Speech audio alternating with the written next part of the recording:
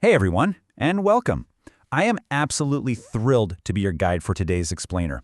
We're diving into de les van de Dutch, the lesson of the day, and setting the stage for a truly fascinating journey through human anatomy and physiology. But we're doing it with a twist. We'll be exploring this through the unique, incredibly rich lens of standard Gemmeëntesch taal. It's an independent heritage language that is a total linguistic marvel, and as you'll see, it's fully capable of expressing highly complex scientific and medical concepts. So, let's get right into it.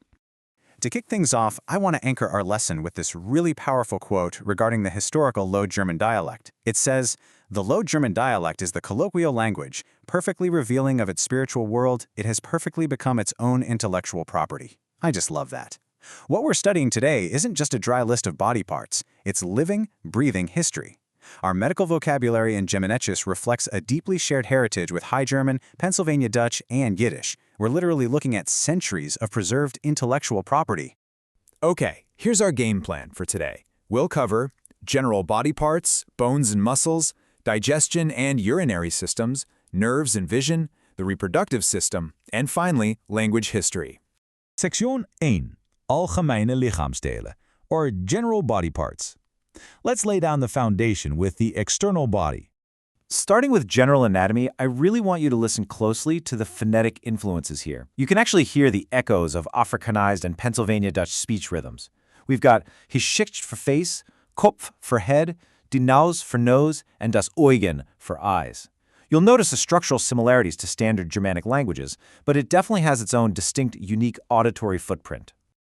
Now, this is absolutely fascinating. Notice the massive linguistic phenomenon happening right here, the complete lack of the High German consonant shift. In standard High German, historical P sounds shifted into a puff sound, like Pfeffer for pepper.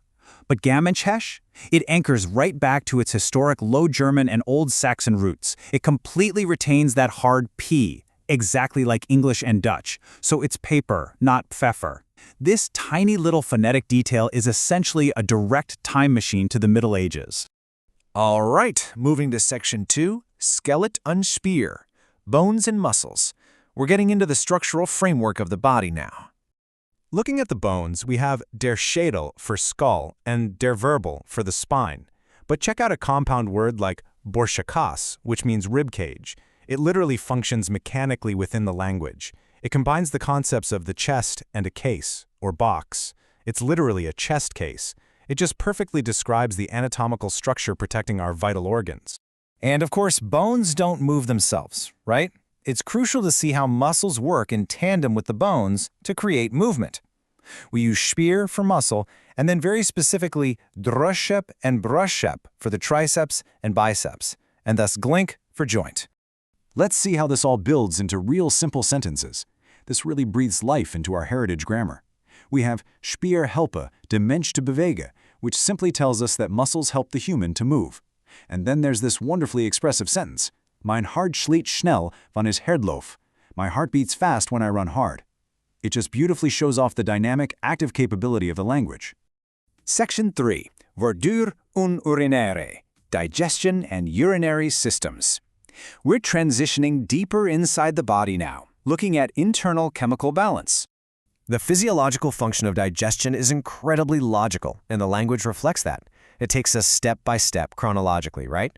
From Innahme, ingestion, to Verdure, digestion, Abnahme, absorption, and finally all the way to Uitscheiding, or elimination. Now, take a look at some of these highly specific internal organs. Words like Alvedrusha for pancreas, Klein der May for the small intestine, and Leeuwidi for the liver. Seeing these really proves that standard Gemmeëntesch is a fully realized language completely capable of handling advanced medical concepts. Let's break down this example sentence to see that active function at play. The Niere helpen de bloed te reinigen. By front-loading the word Nier, or kidneys, we're clearly articulating their vital role in maintaining physiological balance by cleaning the blood. It's direct, it's highly scientific, and honestly, it's just structurally elegant. Section 4. Schneeuwe en Ogen, nerves and vision. Time to introduce the body's ultimate command center. I mean, listen to these highly specialized terms. We have Das Harzengern for the brain, We even have incredibly precise anatomical locations like the parietal lobe for the parietal lobe.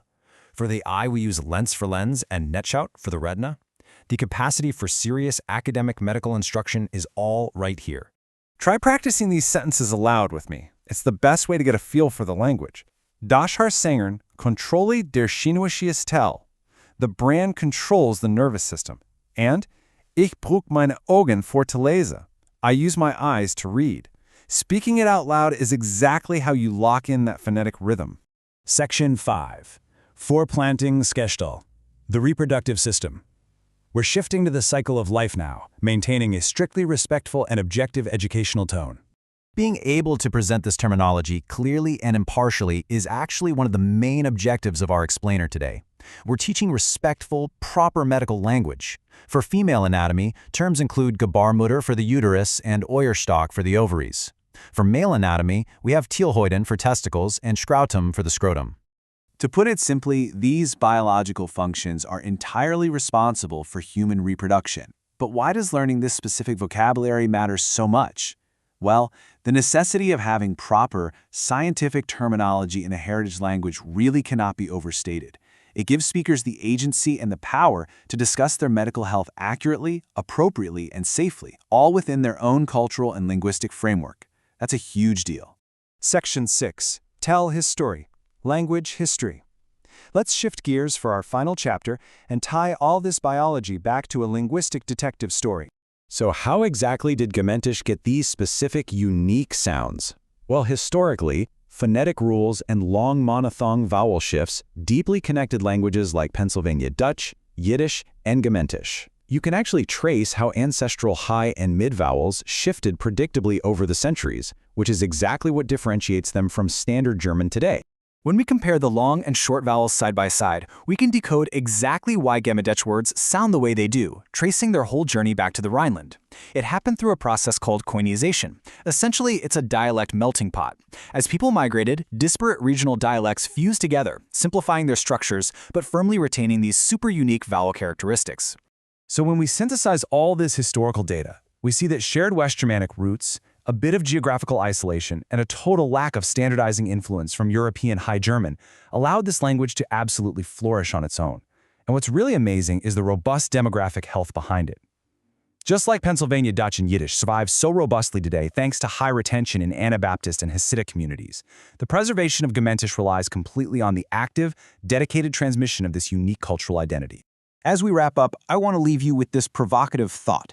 How does preserving complex scientific and medical vocabulary ensure the survival and evolution of heritage languages for future generations? You see, mastering this anatomy vocabulary isn't just about passing a science test. It's fundamentally an act of preserving cultural identity. For a language to truly live, it has to be able to describe the entire human condition, from the stars in the sky to the spear in your arm. Thank you so much for joining me on today's explainer, and keep learning.